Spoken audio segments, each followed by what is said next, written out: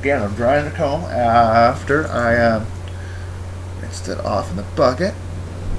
And let's see here. I'm going to do this part right here because I can see it to show you. And this stuff on my fingers, right here, don't worry about that. That's just the stain. That's what's been left behind. There's no longer any actual like dye on my dye that's gonna come off of my fingers. Other than washing my hands repeatedly, a little bit of dye will come off, just like it would out of your hair every time you shampoo it. So you put the comb in, and you pull it to the tips. You see the tips that are sticking through right here? Yeah. So then you go over,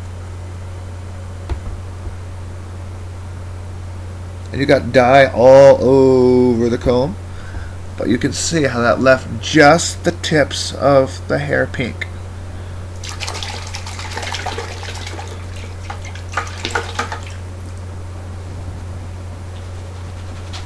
Just rinsed the comb because I swatched it, and I've just dried the comb because I swatched it. So I'm going to take the toothbrush, and I'm going to dip it in a little more product. And then normally I would go in rows. I would start here and work my way across, start another one here, work my way across, and then I would do the front and touch up the front. But I'm trying to show you guys how to do this, and I am not used to looking into a camera. I'm so not used to this camera stuff. Let's see here. So this looks like a good spot. Clean comb. Otherwise, you're going to dye parts of the hair that you don't want dyed. Pull it through. You see, and you can adjust it, just like I'm doing. Go back and forth to get the hair at the length that you want through the comb, all the way along this line. You want an even length of hair. And again, go back and forth a few times. Make sure that all the tips that are coming through this comb are getting color on them. You see that? And you're probably going to get color around the area too, but that doesn't matter as long as you don't go any further down on those areas than you do on the areas that you're actually pulling the comb through. Couple tips. Let's see here.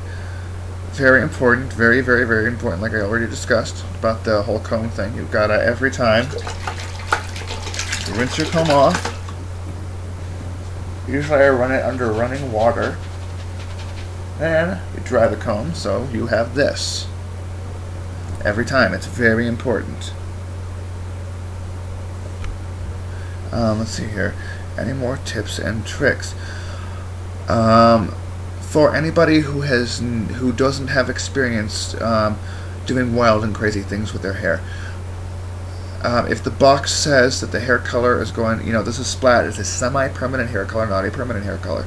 If the box says that it's going to last for, say, 6 weeks, you have to adjust your situation accordingly. You can see my hair, it has the absolute shit bleached out of it. I mean, whoa. It's like,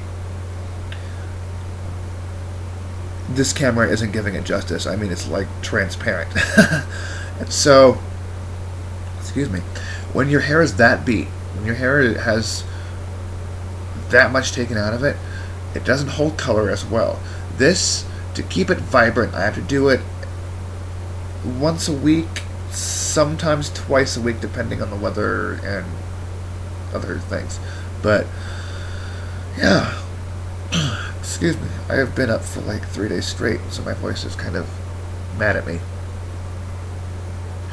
Any other tips? Very important, I think, is this piece right here. I'm not going to take it off because I still have to go to the bathroom and finish what I'm doing. But yeah, I think that's extremely important, because if you don't have that, unless you have a lot of experience doing this kind of stuff, the line isn't going to come out exactly right. And plus, when you have like different lengths of hair going on, it's a little harder to get that line straight. And I think I've covered it all. So I'm going to say peace, and I'm going to go finish my stuff, and then I'll show you all what it looks like after I'm done.